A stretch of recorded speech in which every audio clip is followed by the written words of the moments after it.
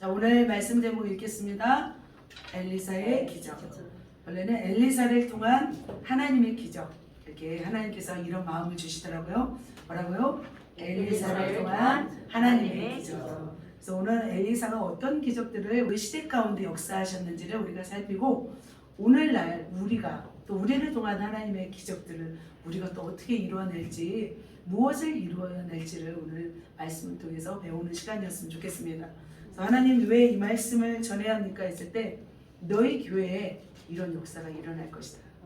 기적들이 일어날 것이다. 그래서 어떻게 이런 기적이 일어날 수 있을까요? 이렇게 또 저는 믿음이 없는 말을 했지만, 하나님께서 깜짝 놀랄 만한 일들을 우리 교회를 통해서 이루신다고 말씀하셨습니다. 할렐루야. 자, 오늘 말씀 한번 읽겠습니다. 열왕기하 2장 9절입니다. 시작. 건너에 엘리야가 엘리사에게 이르되 나를 내게서 데려감을 당하기 전에 내가 내게 어떻게 할지를 구하라. 엘리사가 이르되 당신의 성령이 하시는 역사가 갑절이나 내게 있게 하소서 하는지라. 네, 엘리사가 엘리야를 만나서 지금 성령을 구하는, 갑절의 능력을 구하는 그런 말씀입니다. 자, 엘리야가 당신의 영감이 갑절이나 내게 있기를 구하나이다, 이 말씀이죠. 자, 그는 엘리야가 가는 곳마다 따라갔어요. 그리고 엘리야가 승천한 곳을 목격하고 실제적으로 엘리야보다 2배 능력을 구했고 또 능력을 받은 그런 선지자입니다. 자, 엘리사 하면 어떤 생각이 떠오르나요? 엘리사는 굉장히 능력이 많은 선지자였죠. 또 엘리사는 또 머리가 일사무치로 이렇게 나 있는 분이셨어요. 띄엄띄엄 이렇게 나 있어, 머리카락이. 좀 능력과 좀 어울리진 않으셨지만 그래도 외모는 그럴까 할지라도 능력은 어마어마한 부자인 줄 믿습니다. 네. 자, 엘리사 하면 제일 먼저 생각나는 기적은 무엇인가요, 여러분은? 네? 불은 엘리야인데요. 엘리사. 저는 도끼가 떠오르는 사건, 이게 참 저는 신기했습니다. 근데 그는 죽어서도 놀라운 일들을 행하세요. 열왕기하 13장 20절에 보면은 엘리사가 죽었어요. 근데 그를 장사하였어요. 근데 그 해가 바뀌면서 모압 도적대들이 와요. 그러자 그때 마침 사람이 죽어서 장사하는 그런 일들이 있었는데, 갑자기 도적대가 오니까 그 장사하다 말고 그 죽은 사람을 엘리사 무덤에다 던졌어요. 근데 그 뼈에 닿자마자 어떻게 됐어요? 그 사람이 회상하여 일어난 사건이 있었어요. 그 뼈에만 닿아도 죽은 사람이 사는 그런 놀라운 일이었어요. 저는 사실 엘리사 생각하면 조금 무섭고 조금은 정이 없는 사람이라고 저는 생각했어요. 근데 말씀을 오늘 쭉 연구하면서 엘리사가 얼마나 긍휼이 많고 사랑이 많고 눈물이 많은 사람인지를 알게 됐어요. 그래서 괜한 엘리사에게 제가 편견이 있었던 것 같습니다. 여러분도 혹시라도 그런 편견이 있다면 오늘 다 지워버리시고 엘리야를 통해서 하나님이 어떻게 하셨는지 오늘 살펴보는 시간이 되었으면 좋겠습니다. 엘리사는 성경 인물 중에서 가장 많은 이적을 행하신 분이에요. 그는 병자를 고쳤고 죽은 자를 살렸고 많은 선지 생도를 양육했던 사람이에요. 또 시대를 이끌고 나라의 어떤 그 외세의 침입으로부터 구한 선지자예요. 그래서 엘리사는 누구를 행적을 미리 보여주냐면 예수님의 행적을 미리 보여주는 그런 선지자입니다. 저는 그러니까 엘리사는 제 마음 가운데 이해가 되지 않는 한 부분이 있었어요. 뭐냐면 암곰 2마리가 나타나서 아이들을 42명을 이렇게 찢어서 죽인 사건이잖아요. 사실 곰은 추운 데 살지 않나요? 근데 갑자기 베델에 나타난 거예요. 곰이. 참 이상했습니다. 그래서 내용을 자세히 살펴보니까, 연구해보니까 엘리사가 조금은 이해가 되더라고요. 엘리사가 베델로 이제 올라갈 때 젊은이들이 뭐라고 했냐면, 어린아이들이 대머리에 올라가라 이렇게 조롱한 사건이 있었어요. 42명이나 되는 아이들이 선지자를 놀렸던 거예요. 조롱했던 거예요. 이 뜻은 뭐냐면 올라가라 비아냥거리며 너는 꺼져버려라, 하늘로 가버려라 라는 뜻인 거예요. 그러자 엘리사가 여호와의 이름으로 저주하니까 암곰 2마리가 나타나서 이 42명을 다 이렇게 찢어서 죽인 사건이었어요. 이 사건을 볼 때 너무 잔인한 거 아니야? 하나님이 이게 너무하신 거 아니야? 사람들은 생각할 수도 있잖아요. 왜 성경에 이런 잔인한 일들이 일어날 수 있을까 하는데 그 배경은 그것이에요. 하나님은 그 땅에 대해서 진노하고 있었어요. 왜냐하면 베델과 단에는 여로보암이 세운 금송아지가 있었어요. 그 우상 문화에 젖어든 사람들이 살았기 때문에 그들의 문화는 하나님의 사람을 환영하는 것이 아니었어요. 그래서 그들의 입에는 욕설이 난무했고 하나님의 사람들을 우습게 보는 그런 풍속이 있었어요. 그래서 우상 숭배하는 사람들과 그 어린 아이들조차도 하나님께서는 용납하지 않으셨던 거예요. 그래서 역대하 36장 16절에 무슨 말씀이 있냐면 하나님의 사자를 비웃고 선지자를 능욕하는 것은 이스라엘 죄악 중에 하나였다고 이렇게 말씀하고 있습니다. 그래서 이제 엘리사는 기름 부음 받고 엘리야의 갑절의 능력을 받고 이제 사역을 시작하는 종이었어요. 그래서 하나님께서는 이 엘리사가 나의 종이라는 것을 보여준 사건이라는 거예요. 그래서 저는 이 사건을 이해할 수 있었습니다. 자, 아합의 시대에는 엘리야가 사역을 했어요. 자, 바알과 아세라를 섬긴 아합 왕과 이세벨을 상대하는 일을 그 엘리야가 했어요. 자, 아합의 아들 요람과 요아스, 남유다에서는 여호람과 아하시아 왕 시대에는 누가 사역했냐면 바로 오늘 엘리사 선지자가 사역을 했어요.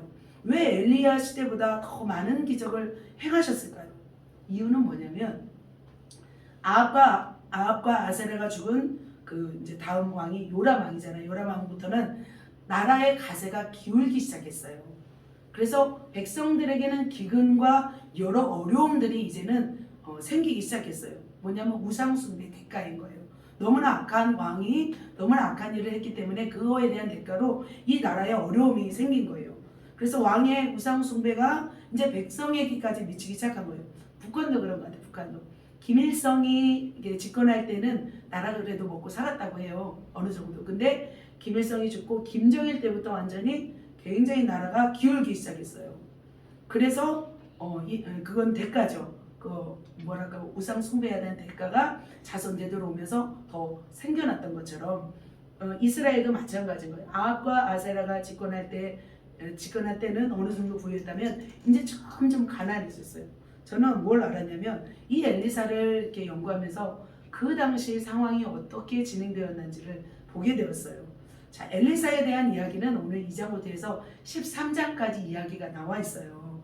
죽기까지 이야기 나와 있습니다. 자, 엘리사의 기적들을 보니까 그 시대가 어떤 시대였는지 알게 되었어요. 첫 번째는 그 시대는 가난이 굉장히 많았어요. 가난했어요. 그리고 뭐가 많은 질병이 많았어요. 세 번째는 외세의 침입이 많았어요. 그러나 엘리사는 그 시대 가난과 질병과 외세의 침입으로부터 나라를 구했고 그리고 백성들에게 기적을 베풀었고 그리고 다음 왕에게 기름을 부었던 하나님의 사람이었습니다. 그래서 오늘은 그 시대적 상황을 깨닫고 알고 또 그 하나님이 엘리사를 통하여 행하신 일들을 우리가 깨닫고 지금 상황에서 우리를 통하여 일하신 하나님을 바라보면서 우리도 무엇을 준비해야 될지를 깨닫는 시간이 되었으면 좋겠습니다. 그래서 네 가지를 제가 말씀드리겠습니다. 첫 번째로는 엘리사가 행한 기적들이 굉장히 많은데 네 분류로 제가 나눠봤어요. 첫 번째로는 가난 속에서 기적 사역을 하셨어요. 뭐라고요? 가난 속에서 기적 사역. 두 번째로는 질병 치유의 기적 사역을 하셨어요. 질병 치유. 세 번째로는 외세의 침입으로부터 나라를 구한 기적 사역이었어요. 그리고 네 번째는 다음 왕이 될 주자에게 기름 부음 사역을 하셨어요. 이렇게 네 가지를 하셨더라고요. 그래서 그 네 가지 종류별로 그 가난 속에서 어떤 기적을 행하셨는지 또 질병 치유, 죽음으로 어떤 치유를 하셨는지 외세의 침입으로부터 어떤 기적을 행하셨는지 이것들을 쭉 나열해서 오늘 살펴보는 시간 되도록 하겠습니다. 네, 달릴 준비 되셨나요? 네, 달리겠습니다. 자, 첫 번째로 물의 근원을 고친 사건이에요. 이 사건이. 그래서 여리고성에 이제는 베델이 지나서 이제 여리고성에 도착했어요. 근데 여리고 사람들이 뭐라고 말을 하냐면 물이 나쁨으로 토산이 익지 못하고 떨어집니다. 그러니까 당연히 백성들은 먹을 것이 없어서 배고픈 거예요. 그게 사람들이 말하자 엘리사가 뭐라고 말하냐면 소금을 가져오라. 그리고 물 근원으로 가서 소금을 던짐에 어떻게 됐어요? 이 물이 깨끗해가지고 고쳐졌어요. 그러면서 이제 다시는 죽음이나 열매 맺지 못함이 없을지니라 하시면서 열왕기하 2장 21절에 말씀하고 있어요. 자, 지금 엘리사는 어떤 기적을 베푸셨냐면 그 땅의 물을 변화시켜 가난을 면하게 하는 기적을 베푸신 거예요. 참 놀랍죠. 자, 그래서 어떻게 이제는 죽음이나 열매 맺지 못함이 없을지니라 하니까 이제는 그 물을 변화시키고 나니까 가난을 면하게 하는 기적 사역을 행했던 거예요. 그러니까 우상 숭배가 만연하면 그 땅이 축복을 받지 못한대요. 저도 이제 중국 땅과 북한 땅을 이렇게 근처를 이렇게 가보니까 북한 땅에는 열매를 맺지 못하더라고요. 중국 땅은 굉장히 열매를 맺는데 북한 땅은 열매를 맺지 못하는 것을 보았어요. 그래서 하나님께서 축복하지 않으면 열매도 맺지 못하는구나. 근데 어떤 땅은 하나님께서 그 지역에 부흥의 역사가 일어나고 강력한 하나님의 성령이 역사가 일어난 땅에는 그 수확의 10배, 20배 이 수확량을 하나님께서 부어주신대요. 근데 분명한 것은 뭐냐면 지금 여리고에는 어떤 저주가 있었냐면 물의 근원의 저주가 있었어요. 그래서 가난했지만 엘리사는 어떻게 했어요? 그 물의 근원을 고쳐주었어요. 그래서 그 땅을 축복으로 바꾼 거예요. 우리도 이와 같은 일을 행해야 될 줄 믿습니다.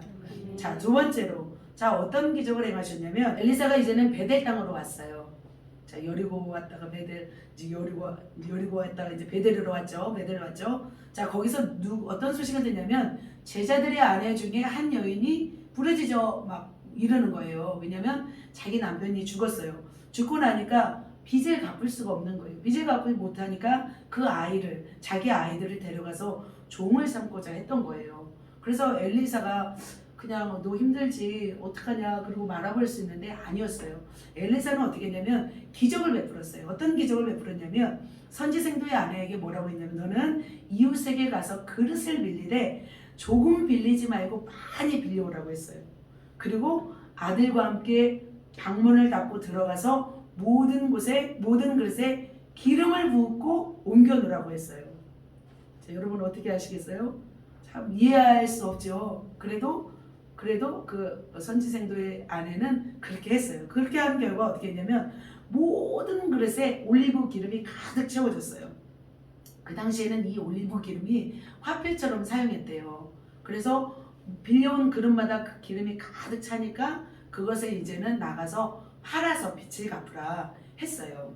그래서 정말 그 선지생도 제자의 아내는 그렇게 해서 빚을 갚았고 아이는 종으로 팔리지 않았다는 이야기예요. 자, 엘리사는 맨 땅에 헤딩하지 않았습니다. 하나님도 우리를 사용하실 때 맨 땅에 헤딩하지 않습니다. 그에게 있는 작은 기름을 통해서 부유케 되었죠. 마찬가지로 오병이어 그 작은 아이 도시락을 통해서 5,000명을 먹인 사건이 있었던 것처럼 이 엘리사는 그 작은 기름을 통해 역사했어요. 그러니까 선지생도의 아내였기 때문에 엘리사는 그를 굉장히 불쌍히 여겼던 것 같아요. 사실 엘리사가 뭐 돈을 많은 것도 아니고 뭐 기도를 해줄 수밖에 없고 어떻게 해줄 수 없는 상황이었음에도 불구하고 엘리사는 자신의 제자의 아내까지 그 가족까지 돌봐주고 그것을 넘쳐나게 해결해주는 그런 하나님의 사람이었다는 것입니다. 우리도 마찬가지로 그렇게 해줘야 될 줄 믿습니다. 성도 중에 빚이 있거나 힘들면 기도를 해서 어떻게 정말 그렇게 해주는 것이 하나님의 사역자인 줄 믿습니다. 이렇게 해서 가난을 해결해 주셨어요. 엘리사를 통해서. 자, 세 번째로는 또 어떤 재미있는 사건이 있어요. 자, 엘리사가 이제 길갈로 내려갔어요. 근데 그 땅에 흉년이 들었던 거예요. 그래서 엘리사는 그 선지생도들을 먹이고 싶었던 거예요. 제자들이 엘리사의 앞에 앉은지라 써 있잖아요. 그래서 엘리사가 뭐라고 하냐면 자기 사환에게 나가서 큰 솥을 거르고 거기다 국을 끓이라 이렇게 말한 거예요. 그래서 한 사람이 나가서 채소를 캐러 나갔는데 뭘 캐왔냐면 들호박을 캐와가지고 국을 끓인 거예요. 국을 끓였는데 이제 국을 끓여서 찬찬 먹다 보니까 그게 못 먹는 거였어요. 독이 있는 뭔지 모르겠어요. 그게 아주까리인지 뭔지는 저는 모르겠는데 아무튼 독이 있는 식물이었던 거예요. 그러니까 안 먹었겠죠. 그 땅이 가난한데 다 누가 캐먹었을 텐데 안 먹은 거 보면은 저기 있을 텐데 그것을 갖다가 국을 끓였는데 이제는 독이 있어서 못 먹겠다고 한 거예요. 그래서 엘리사는 어떻게 했냐면 가루를 가져오라 해서 숲에 던지고 퍼다가 주어서 먹게 하라 했어요. 그러니까 독이 사라졌던 거예요. 엘리사는 어떤 기적을 했냐면 거기다가 가루를 넣으니까 독이 다 사라져 버렸어요. 그래서 먹었다는 거예요. 우리 같았으면 좀 먹었을까요? 안 먹었을까요? 깨름직해가지고 못 먹겠죠. 근데 먹을 수밖에 없었어요. 그 당시에는 먹을 게 없으니까요. 그래서 제자들을 참 사랑하는 그런 엘리사의 모습을 보았습니다. 또 한 사람이 있었어요. 또 한 사람이 뭘 가져왔냐면 바알살리사에서부터 처음 만들었대요. 처음 만든 보리떡 20개와 또 자루에 담은 채소를 가져와서 하나님의 사람 엘리사에게 주었어요. 엘리사에게 주었는데 어떻게 해요? 엘리사가 먹는 것이 아니라 그것을 누구에게 주라고 했냐면 제자들에게 다 100명에게 다 주라고 했어요. 그러자 사환이 뭐라고 해요? 내가 어찌 이것을 100명에게 다 줄 수 있겠습니까? 말하잖아요. 근데 다시 말해요. 하나님이 먹고도 남게 하리라 이렇게 말씀했다는 거예요. 근데 놀라운 사건은 그 보리떡 20개와 채소를 가지고 100명의 제자들을 다 먹이고 남았던 사건이에요. 자, 이 사건은 신약 성경에 어떤 사건하고 비슷해요? 오병이어 기적하고 똑같아요. 이처럼 엘리사는 이런 기적을 행하였어요. 지금 이 시대에도 이런 기적이 일어날까요? 아멘이 적으시네요. 저는 어떤 일이 있었냐면 예전에 서울에서 인천까지 오는 과정에 고속도로를 탔는데 기름이 앵꼬가 나버렸어요. 기름이 앵꼬 나가지고 찾을 수가 없는 거예요. 주유소는 없고 뭐 한참 가야 이제 주유소가 있는데 그때 계속 기도했어요. 저 오병이의 기적을 붙잡고 하나님 기름이 넘칠 줄 믿습니다. 기름이 넘칠 줄 믿습니다.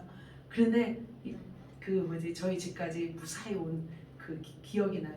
그때는 제가 정말 하나님을 의지했기 때문에 그런 놀라운 역사들이 있었어요. 또 한 번은 뭐냐면 제가 인천 그 수봉산교회를 다녔는데 굉장히 언덕이 굉장히 가파른 곳이에요. 거기는. 근데 눈이 엄청 많이 왔어요. 그것은 어떤 채워짐의 기도가 아니라 기적이었던 거죠. 눈이 엄청 많이 왔는데 저는 몰랐어요. 자가용으로 운전하면 이렇게 차가 완전히 돌아가는지 몰랐어요.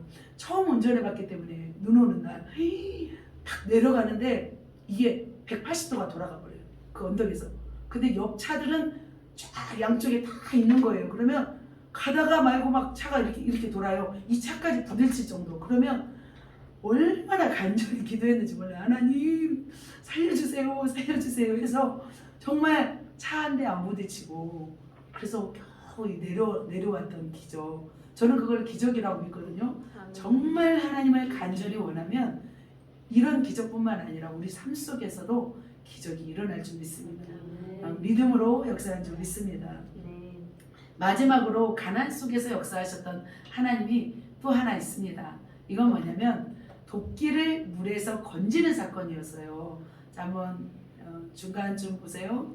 자, 중간쯤 보면 가옥에서 각각 한 제목을 가져다 그곳에 우리가 거주할 처소를 사이다 하니 이렇게 쭉 말씀하고 있죠. 그래서 도끼를 물에서 건진 사건인데 요단에 있을 때요. 이때는 또 요단, 그러니까 제가 쭉 연구하다 보니까 엘리사는 굉장히 많은 곳을 다녔어요. 끊임없이 다녔어요. 한 곳에 정착해서 사역하지 않았어요. 하나님이 가라는 곳에 가서 사역했던 분이에요. 지금 어디로 가냐면 요단에 있을 때 학생 수가 아까 막 100명 먹였잖아요. 그냥 보리떡으로. 그래서 학생 수가 너무 많아서 이제는 뭘 해야 되냐면 숙소를 확장시키는 일을 해야 했어요. 그래서 한 제자가 뭘 빌려오냐면 도끼를 빌려왔어요. 손도끼로 나무를 베다가 그 도끼 머리가 빠져버린 거예요. 도끼 날이 물속에 빠져버린 거예요. 그래서 너무 이제 제자가 뭐 어찌할 바를 발 웅덩거리고 있으니까 엘리사가 어떻게 해요? 한 나뭇가지를 던졌어요. 물에다. 그러자 도끼가 떠오르는 거예요. 너무 놀랍지 않나요? 너무 놀랍죠. 새가 물 위에도 떠오를 수는 없잖아요. 중력을 거스리는 사건이잖아요.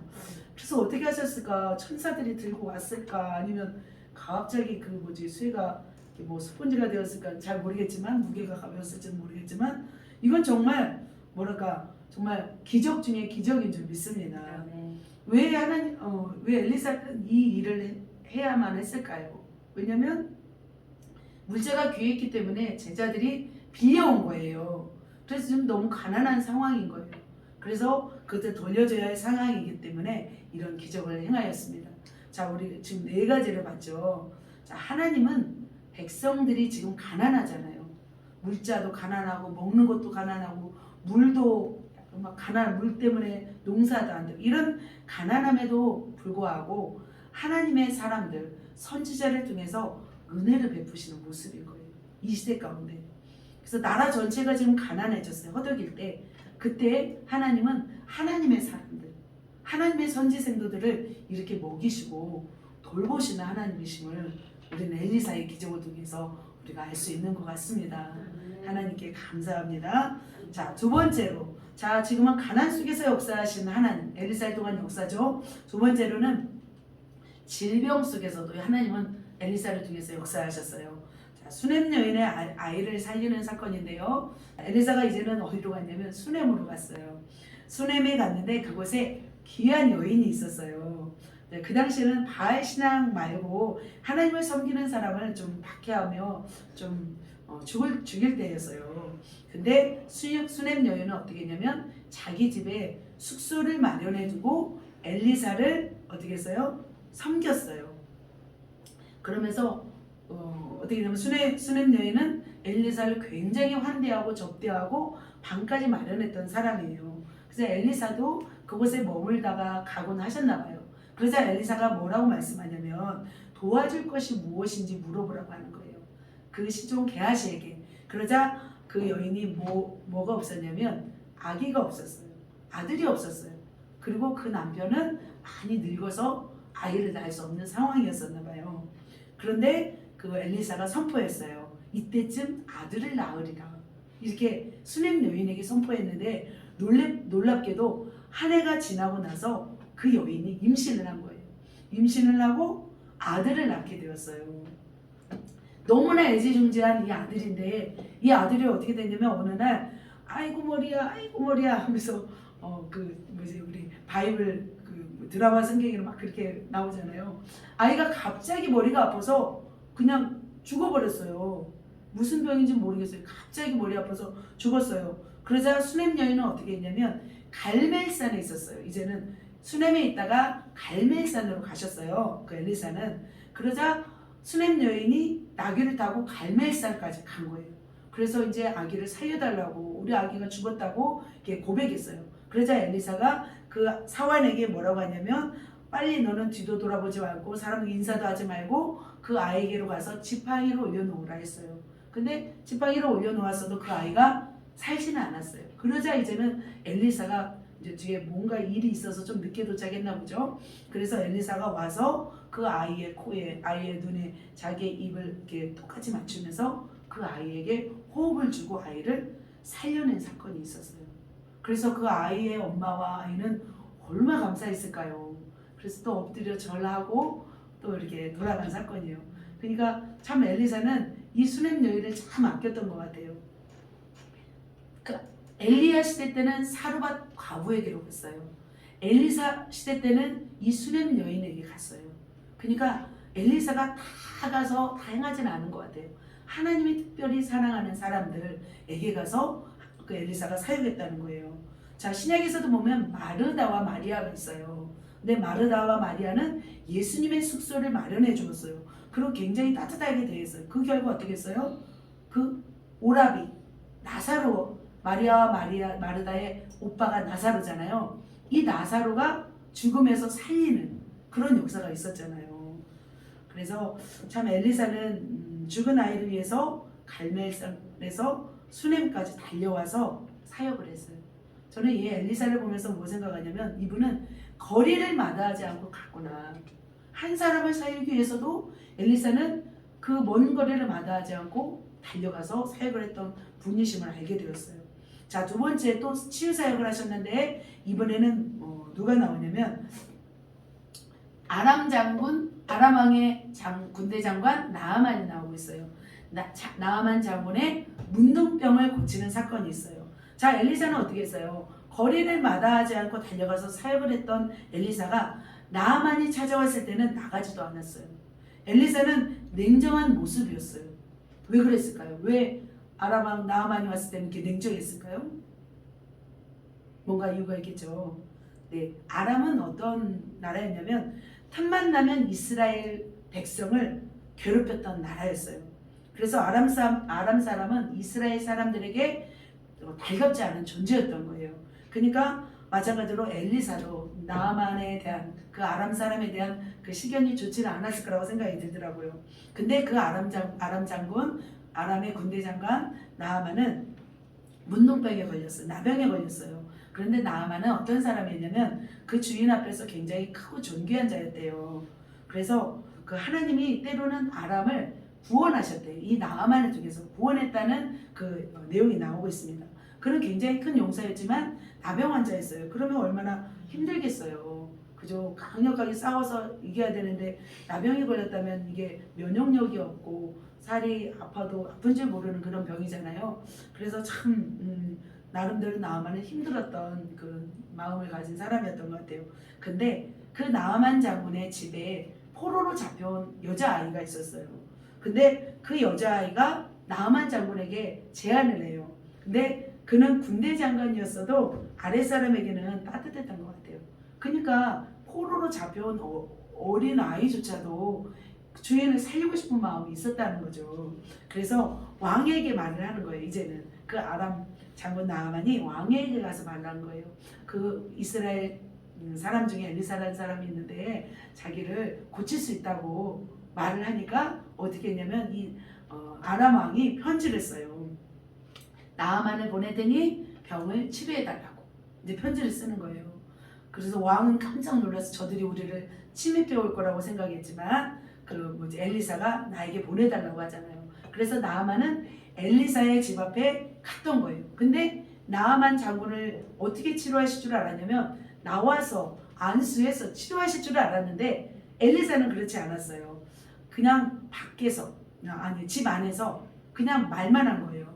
그냥 너는 가서 요단강에 몸을 7번 씻으라 이 말밖에 안 했어요. 그러면 깨끗하여지리라.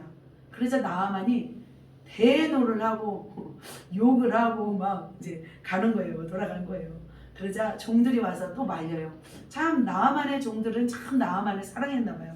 종들이 와서 뭐라고 하냐면 이보다 더 힘든 일도 낫는다고 하지 않겠습니까? 그러면 설득한 거예요. 그러자 나아만이 체면을 버리고 엘리사가 시키는 대로 요단강에서 7번 씻었어요.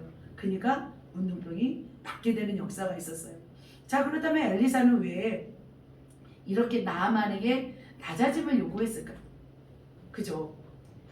그냥 와서 고쳐질 수도 있는데 낮아짐을 요구했어요. 왜냐면 그는 하나님 앞에서 겸손함을 요구했던 것 같아요. 하나님 앞에 겸손함. 그리고 아무것도 아닌 이방 족속이 하나님을 배울 때는 좀 더 낮아지고 겸손할 때 주님이 치료해 주시겠다는 것을 말씀하고 있는 것 같아요. 우리도 그잖아요. 뭐 교만해서 너 한번 고쳐봐. 나 고칠 수 있는 고쳐봐. 그러면 참 고쳐주고 싶어도 고쳐주고 싶지 않은 마음이 사실은 들거든요. 인간적인 마음으로. 물론 하나님이 그냥 그래 내가 한번 너 고쳐주면 할 수도 있죠.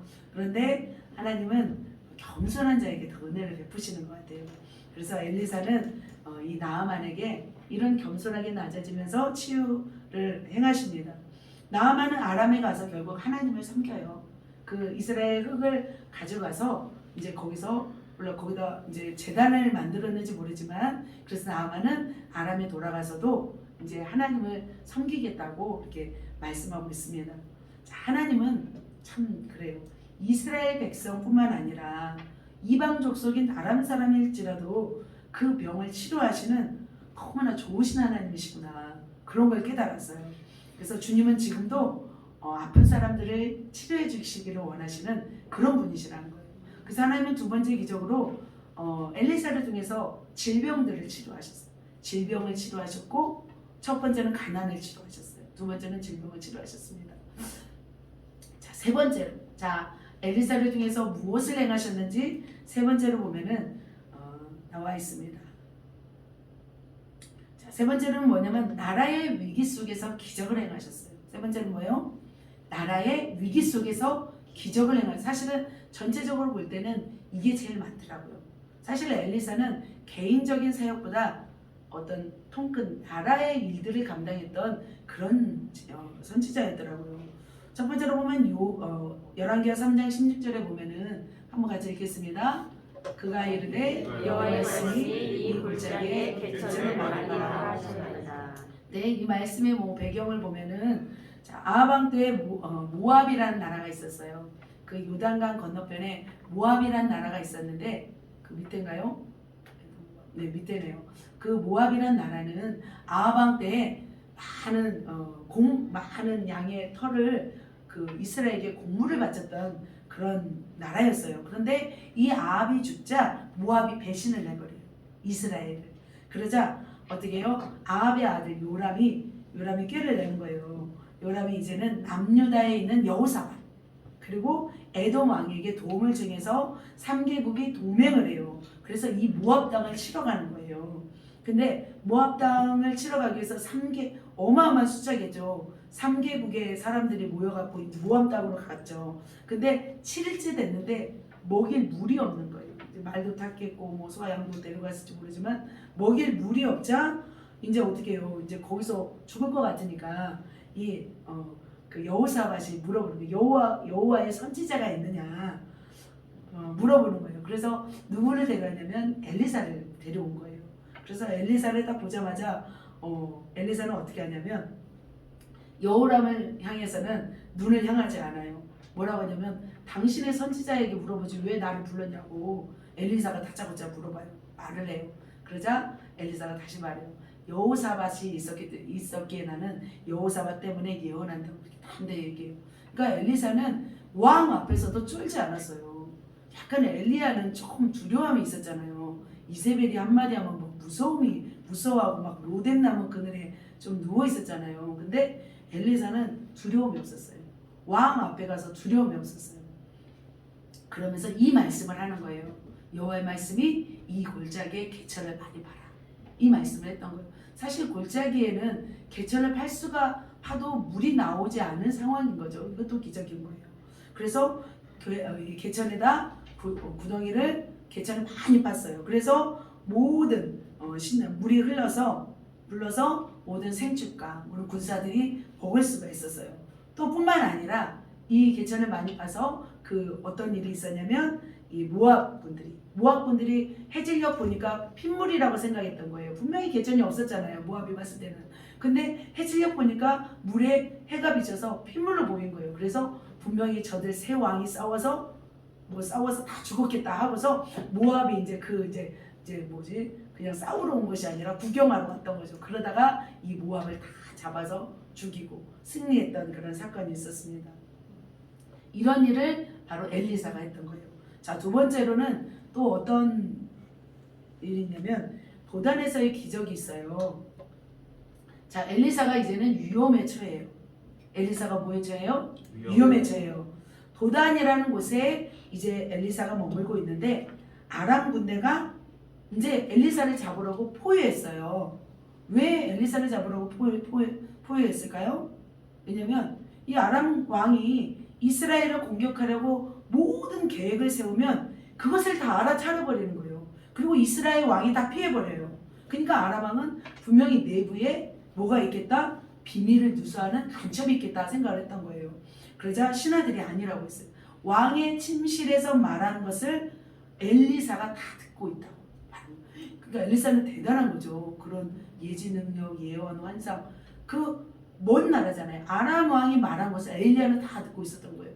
그래서 엘리사는 그걸 다 듣고 이스라엘 왕이 말을 한 거예요. 피하라고. 그곳을 피하라고 하면 그래서 이스라엘을 어떻게 잡을 수가 없는 거예요. 그러자 이 아람 왕은 엘리사를 잡으려고 어디까지 왔냐면 이곳까지 왔던 거죠. 아까 도단이라는 곳까지 와가지고 잡으려고 했어요. 근데 엄청난 군사와 말과 병거를 보냈던 거예요. 그러니까 같이 있었던 그 여종이 얼마나 놀랬겠어요. 몸종이 너무 놀라서 엘리사님 큰일 났습니다. 아람 군대가 몰려왔습니다. 모두 피하십시오. 이렇게 말했겠죠. 그러자 엘리사가 이제는 영적인 눈을 열어서 보게 해달라고 기도한 거예요. 그러자 어떤 모습을 보였어요? 천사들의 군대인 불말과 불병거가 둘러싸고 있는 것을 본 거예요. 저희도 더 더 열려서 봤으면 좋겠습니다. 아멘. 우리를 둘러싸고 있는 불말과 불병거들 뿐만 아니라 우리에게는 어마어마한 천사들이 있었잖아요. 다시 우리가 회복해서 우리를 붙잡고 우리를 보호하는 천사들을 또 보았으면 좋겠습니다. 저희가 목사님하고 저하고 이제 서동공원 거기를 이렇게 갔었어요. 영종이 저 목사님이 갔는데 그때는 이제 영종이가 엄청 영안이 막 활짝 열렸을 때잖아요. 저하고 이제 목사님하고 그것을 이렇게 거니면 영종이는 봐요. 엄청 많은 천사들이 우리를 따라다니는데 다 따라다니는 것을 봤다고. 그러니까는 우리가 그때는 어디를 가도 그렇게 막 힘들지 않았어요. 보니까 뒤에 다 천사들이 우리를 호위하고 다니는 모습을 우리가 생각하니까 어디를 가도 힘들지 않고 원수마귀가 공격을 못한 그런 상황이더라고요. 지금도 마찬가지입니다. 우리가 다시 우리에게 주신 그 영안을 열어서 다시 천사와 천군 천사를 대동하고 우리가 전도 현장에도 나가고 직장에도 나가고 병원에도 나가고 학교에도 나가야 될 줄 믿습니다. 아멘. 그렇게 할 때 우리는 공격받지 않아요. 하나님은 우리에게 충분히 다 주셨어요. 천사도 주셨고 보혈도 주셨고 그러면 우리가 그것을 사용해야 될 줄 믿습니다. 이제 엘리사에게 가까이 왔을 때 엘리사가 또 어떻게 했냐면 저들의 눈을 어둡게 해달라고 기도한 거예요. 저들의 눈을 어둡게 하소서. 근데 실제적으로 그렇게 됐어요. 엘리사의 말대로 그들의 눈을 어둡게 해버렸어요. 그래서 엘리사는 어떻게 했냐면 이들을 데리고 어디로 갔냐면 사마리아 이스라엘 왕 앞으로 가버렸어요. 사마리아가 이스라엘의 수도였잖아요. 그래서 그 엘리사는 이들을 데리고 아람의 군대들을 데리고 사마리아 성 그 이스라엘 왕 앞에 갔어요. 그러니까 어떻게 해요? 왕이 뭐라고 하냐? 아버지요, 내가 7위일까? 내가 7위일까? 왕이 이렇게 말해요. 왕이 엘리사고. 그러니까 지난번 이제 모압과의 전쟁에서 이제 승리하고 나서 이제 아버지라고 이제 호칭을 하나 봐요. 이제 요람 왕이. 근데 엘리사가 참 여기서 놀라워요. 분명히 자기를 죽이러 왔잖아요. 자기를 죽이러 왔고 참 힘들게 하려고 멸망시키려고 했던 왕인데 어떻게 했냐면 아람 군사들에게 사랑을 베풀어요. 그래서 치지 마소서, 왕에게 치지 마소서, 그리고 떡과 물을 주어서 돌려보내게 해요. 이게 6장 22절 23절에 나오거든요. 떡과 물을 주어서 돌려보내요. 그리고 나서 한참 동안 이 아람 군대가 이스라엘 쳐들어오지 않았대요. 그러니까 엘리사는 자기를 죽이러 온 사람들조차도 그냥 살려서 보내는 모습이 있는 거예요. 그래서 이분은 정말 넓은 마음이 있었구나. 그러면서 정말 하나님의 뜻대로 하시는 분이었구나라는 생각이 들었습니다. 드디어 또 한 번의 또 어려움이 있습니다. 이제는 한참 또 지났어요. 이제 아람 군대가 다시 이스라엘도 쳐들어온 거예요. 사마리아를 다시 왔어요. 그러니까 참 뭐랄까 의리가 없는 폐역한 백성들. 아람 군대는. 그러니까 지난번 한번 살려줬으면 안 와야 될 거 아니에요. 근데 또 쳐들어와요. 그러니까 이스라엘은 항상 힘들었어요. 이 아람 때문에. 그래서 이제는 이들이 어떻게 했냐면 이 성을 완전히 진멸하려고 작정하고 온 거예요. 그래서 아람 군대는 어떻게 해요? 토성을 쌓아요. 토성을 쌓아서 이제 성이 있으면 못 들어오잖아요. 성으로 올라가면 위에서 죽이니까. 그러면 똑같은 성을 만들어서 쳐들어오는 거예요. 그 크기를 만들어서 올려서 바로. 그래서 토성을 만들어서 쳐들어오려고 한 거예요. 그러면 어떻게 해야 되냐면 보급로가 차단돼요. 계속 거기에 머물고 있으면 자기 나라를 만들고 있잖아요. 성을.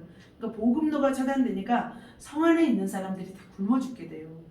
뭐 물도 없지, 또 뭐 쌀도 없지, 많은 것들이 없으니까. 근데 요람 왕이 사마리아 성 위를 걷는데 한 여인이 외쳐 일러요. 어떤 그때는 어려움이 있었냐면 이런 말을 하는 거예요. 어떻게 되면 너무 가난하니까 먹을 것이 없는 거예요. 그러니까 두 여인이 어떤 약속을 했나 봐요. 그래서 오늘 네 아들 먼저 먹자. 먹고 나서 내일은 내 아들 주겠다. 영종이를 먼저 줘야 되나? 한 개를 먼저 줘야 되나?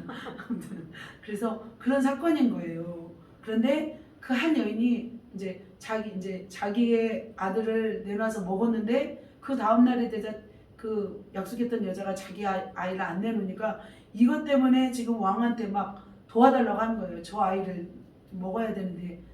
이런 끔찍한 일들이 벌어진 거예요. 그러자 요람 왕은 옷을 찢으면서 어떤 얘기를 하냐면 엘리사의 머리가 오늘 그 몸에 붙어 있으면 하나님이 벌을 내리실지로다 한다. 이게 무슨 뜻이냐면 엘리사 때문에 다 이런 일이 생겼다는 거예요. 왜냐면 지난번에 아람 군사를 돌려보냈잖아요. 돌려보냈기 때문에 이제는 왕이 엘리사를 원망하고 엘리사를 저주했던 거예요. 그러니까 엘리사는 좋은 일을 하고 이제 욕먹는 거죠. 하나님의 사람은 좋은 일하고 또 욕먹을 수도 있는 거예요. 근데 엘리사는 또 여기서 또 발휘해요. 어떤 일을 발휘하냐면 고운 가루 한 쌀에 한 셀길이 될 것이다. 이 뜻은 뭐냐면 이제는 굉장히 싸질 것이다. 엄청난 기적이 일어날 것을 예언해요. 근데 때마침 성문어기에 나병 환자 4명이 있었어요.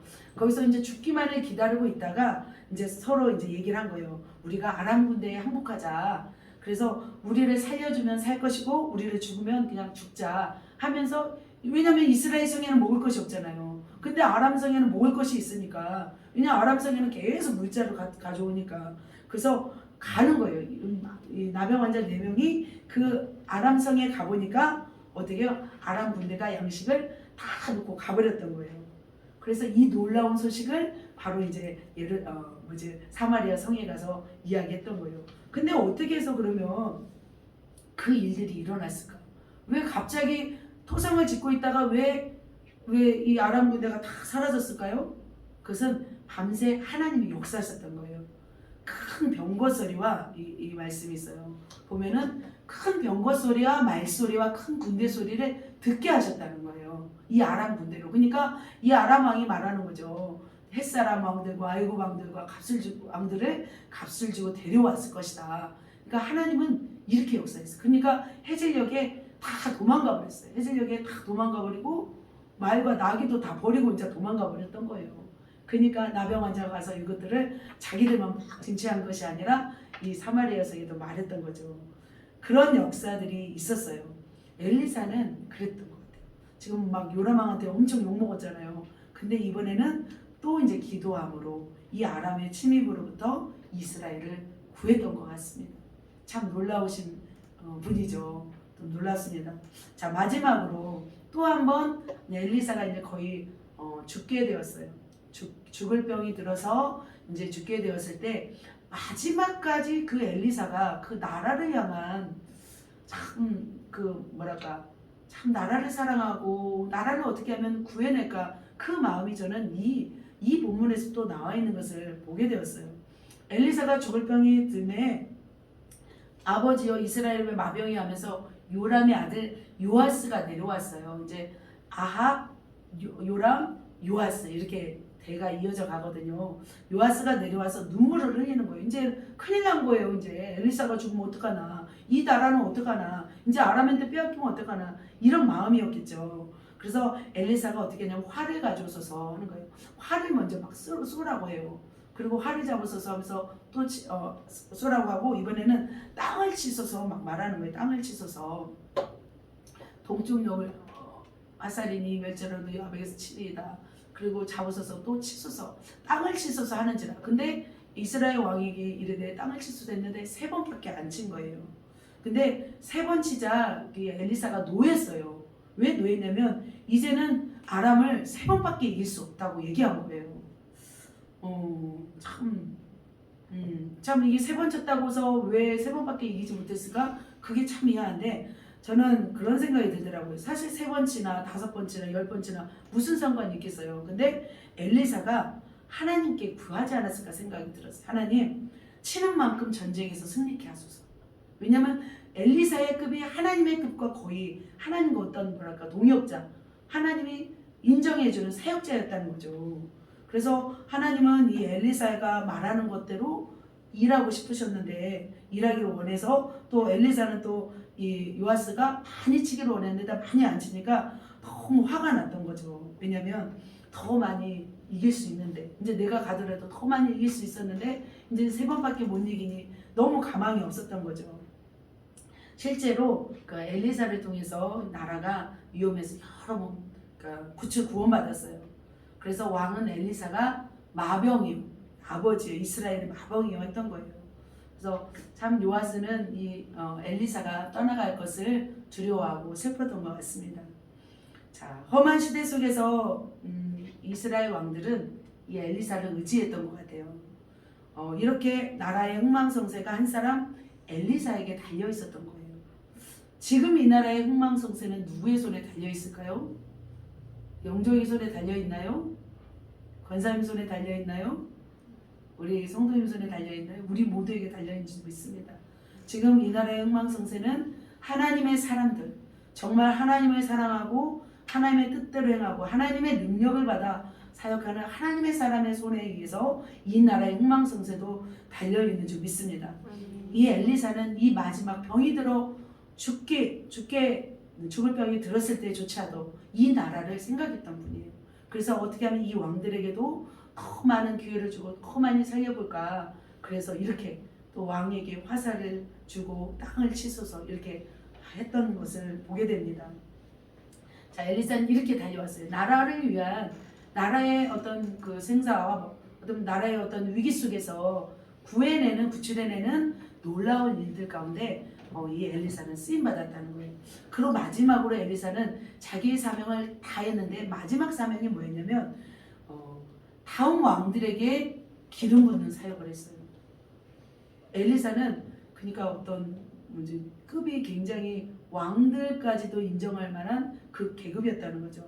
왕하 8장 11절에서 12절 보면은 아람 나라의 하사엘에게 기름을 붓는 사건이 나타나요. 자, 엘리사는 이제는 어디로 가냐면 다메섹이라는 곳으로 가요. 다메섹은 좀 위에 있거든요. 근데 거기 가서 베나닷의 군대 장관인 하사엘에게 기름을 부어요. 근데 엘리사가 이 하사엘에게 기름을 붓고 부끄러워하기까지 쏘아보는 거예요. 계속 쏘아보고 울은 거예요. 갑자기. 왜 울었을까요? 그 말씀은 이제 나오죠.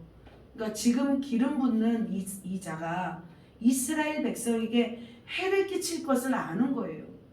이스라엘 백성에게 해를 끼칠 걸 알면서도 기름을 붓는 거예요. 왜 그랬어요? 하나님이 하라고 하니까. 하나님이 하시라고 하니까 이렇게 해를 끼칠 걸 알고 부었습니다.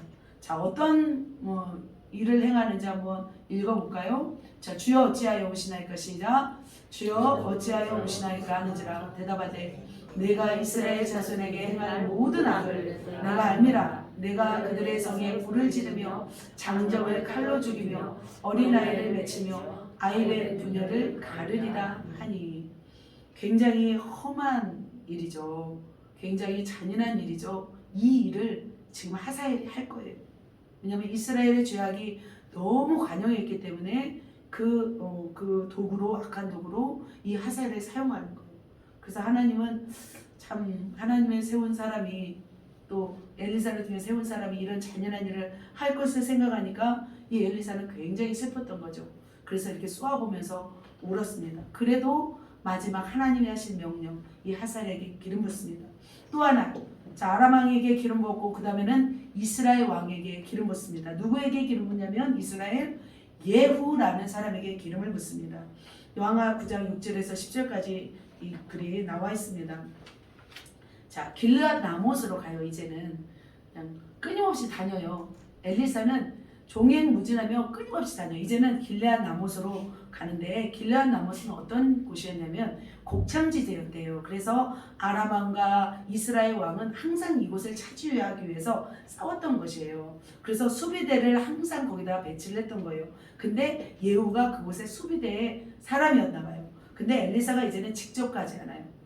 다메섹에는 하사엘에게 기름 부을 때는 엘리사가 직접 갔잖아요. 근데 이제는 예후에게 갔을 때는 안 가요. 누구를 보내냐면 제자를 보내요. 제자를 보내서 청년을 보내서 사역을 이제 위임하는 거예요. 기름 부음을 이제는 시키는 거예요. 그래서 그 엘리사의 제자 중 한 사람이 수비대 장막으로 들어가서 예후에게 기름을 붓습니다. 근데 바로 기름 부음 받은 그 예후는 굉장히 또 활달하면서도 강력하면서 실천하는 그런 사람이었어요. 바로 어떻게 했냐면 예후는 그리고서 사명을 알게 해줘요. 너는 어떻게 하라. 사명을 알게 해주는데 바로 그 사명 중에 하나가 아합과를 몰락시키는 거였어요. 근데 첫 번째로 아합 왕의 아들이 누구였어요? 요람 왕이었잖아요. 요람 왕이 부상했어요. 부상당해서 그 나봇의 토지라는 곳이 있거든요. 아합 왕이 빼앗은 나봇 있잖아요. 나봇 죽이고 빼앗은 포도나무 그곳에서 이 요람 왕을 죽여요. 그리고 그때 이제 병마나 났던 사람이 있어요. 남유다의 아하시아 왕이에요. 이 아하시아 왕은 외삼촌이에요. 외삼촌. 이 요람 왕이 외삼촌. 그러니까 아합과 이세벨의 딸이 아달랴라는 사람인데 이 아달랴와 함께 남유다 여호람이 결혼을 해요. 여호람이 결혼을 하고 그 사이에서 난 아들이 아하샤예요. 근데 지금 아하샤가 지금 요람 이게 좀 헷갈리나요? 이렇게 복잡한가요? 그죠? 그래서 아무튼 그 외삼촌이래요. 외삼촌이 와서 거기서 또 죽임을 당해요. 예후한테. 그래서 또 어떤 일을 하냐면 아합의 자식들을 다 싸그리 다 죽여요. 10장에 가보면. 그리고 반란을 일으켜 다 죽인 다음에 이제 이세벨을 제거하려 거예요. 아직까지 살아 있었나 봐요. 이세벨은 오래도 살았죠. 참 악녀는 참 오래도 사네요. 그래서 이제는 이세벨을 제거하러 이스라엘 궁으로 가요. 왕궁으로 가요. 근데 이세벨은 이제 화장을 막 짙게 하고 눈을 그리고 막 당당하게 예후를 맞이하잖아요. 그래서 뭐 주인을 죽인 너 시므리여 평안하뇨 막 이렇게 말하잖아요. 참 이세벨은 참 이렇게 독합니다. 근데 어떻게 해요? 예후가 얼굴을 들어 창을 향하고 가로되 저를 내 던져라 하잖아요. 그 여자를 내 던져라 하자 그 뒤에 있는 사람들이 신하들이 그 이세벨을 떨어뜨려 버리죠. 던져버리죠. 그러니까 막 피가 튀고 막 하잖아요. 그래서 그 이세벨을 죽인 사건이에요. 그냥 손발 말고는 다 나중에 없어져 버리잖아요. 다 개들이 와서 막 몸을 다 먹었다고 하잖아요. 그래서 오므리 가문인 아합가를 예후가 다 다 멸절시키는 그런 사역을 했어요. 그래서 엘리사는 이렇게 예후에게까지 기름을 부어요. 그러니까 엘리사는 자기의 생애에 할 수 있는 일은 다 한 거예요. 최선을 다해서. 봐봐요. 그 선지 생도들을 길러놨죠. 그리고 다 왕을 다 세워놨죠. 나름대로 그리고 종횡무진하며 다 다니면서 사역을 했어요. 그러면서 엘리사는 모든 사명을 다하고 죽어요. 그러니까 엘리사는 전역을 다니면서 사역을 했습니다. 이게 쭉 보니까 여리고, 베델, 도단, 수넴, 길르앗, 나못, 다메섹, 사마리아, 길갈, 요단, 모압, 그리고 어디요? 아람까지 이렇게 다니면서 주님의 사역을 감당했던 정말 훌륭한 사람이구나. 저는 그렇게 알게 되었습니다. 그래서 말씀을 정리하면 이제 그는 가난 속에서 기적을 행했고, 두 번째 병든 사람을 치료했고, 세 번째 나라의 위험으로부터 구했고, 네 번째 다음 왕이 될 사람에게 기름 부음을 했어요. 그래서 엘리사는 개인적으로 사역했고 어떤 제자 공동체적으로 사역했고 나라뿐만 아니라 열방에까지 이웃 나라까지 사역했던 사람이었습니다. 마찬가지로 우리가 그러면 이 엘리사의 사역 네 가지를 우리가 보았는데 그렇다면 우리의 남은 시간을 어떻게 사역할까 잠깐 나눠보도록 하겠습니다. 하나님이 우리를 천국에 언제 부르실지는 몰라요. 저도 이제 목사님이 이렇게 딱 부르시고 나서 깜짝 놀랐던 거죠. 이렇게 저는 목사님 맨날 내가 70까지만 살리라 맨날 그러셨는데 이렇게 50 몇 살에 가신 건 저는 너무 놀라.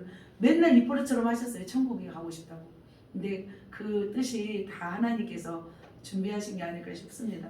그래서 우리는 천국에 부르실 날까지 우리도 종횡무진하면서 우리의 맡은 바 사명을 감당해야 될 줄 믿습니다. 능력 받으면 할 수 있을 줄 믿습니다. 그렇다면 자 엘리사가 가난 속에서 기적을 행하셨다면 우리는 그러면 무엇을 해야 될까? 우리나라도 막 우리나라는 가난하지 않잖아요. 복지국가잖아요. 그리고 가난한 사람들을 많이 도와줘요. 그럼 더욱 긴급한 것이 무엇일까요? 뭐냐면 저는 이거라고 생각합니다. 이 땅의 물, 이 땅의 공기, 이 땅의 소산물에 하나님의 축복이 열어지도록 우리는 기도해야 될 줄 믿습니다. 특별히 이제 공기 중에 전염을 일으키는 그런 오미크론, 코로나 이런 확산, 이 확산들이 있는데 우리는 이것들을 막아야 될 줄 믿습니다. 이걸로 인해서 지금 이 나라가 가난해지고 있어요. 사실은 이 나라가 부채가 얼마나 지금 자세히는 모르지만 어마어마한 부채가 늘어나고 있어요. 그래서 우리는 이 나라의 가난을 제거하는 것이 우리의 또 사명인 줄 믿습니다.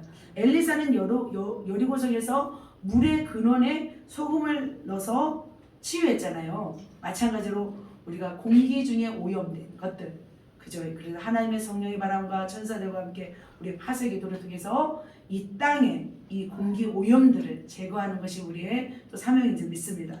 자, 두 번째로 엘리사는 병든 사람을 치유했어요. 그렇다면 우리는 어떻게 할까요? 우리도 마찬가지로 병든 사람을 치료해야 될 줄 믿습니다. 자, 하나님은 우리가 치유하기를 너무 원하세요. 이 땅의 사람들이 너무 아프기 때문에. 너무 놀라운 것은 뭐냐면 두분의 목사님이 벌써 다 회복되냐고 그러세요 저보고. 근데 진짜 많이 회복됐거든요 제 몸이. 그래서 한 거의 반절, 우리 성도들도 거의 반절 이상 다 회복됐다고 하시더라고요. 그러면서 우리가 왜 이렇게 빨리 회복되나 했더니 계속 선포하잖아요. 계속 코로나 균들 다 제거되고 회복되는 계속 선포하니까 우리가 회복되는 걸 느껴요.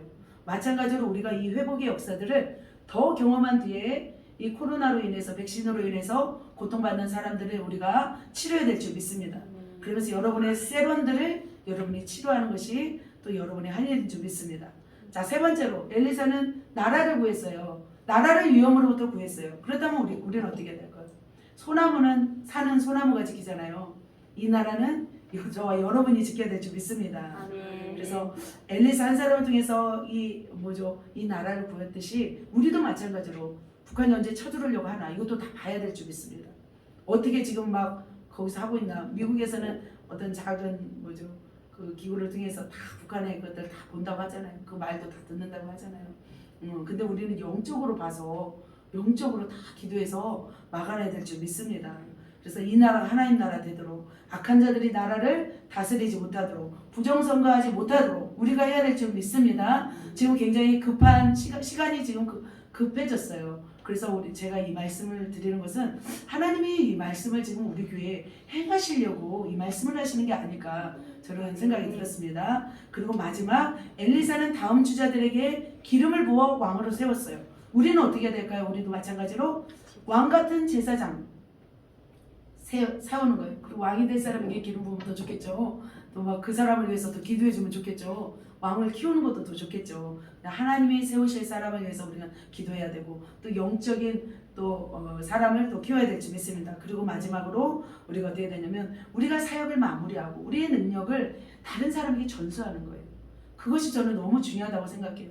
우리만 가지고 우리 교회만 하는 것이 아니라 우리의 주신 이 능력들을 계속 불일 일으켜서 다음 세대를 또 감당할 사람들에게 우리는 기름 부어 그분들을 세워줘야 될 줄 믿습니다. 그렇게 해서 우리가 이 나라 이 민족을 살리는 귀한 사람으로 쓰임받기를 예수님의 이름으로 축복합니다. 자, 엘리사처럼 개인과 공동체와 나라, 민족, 열방에까지 영향력을 나타내는 귀한 하나님의 백성들 되시기를 예수님의 이름으로 축복합니다. 아멘. 할렐루야. 빛이 있으라. 아멘.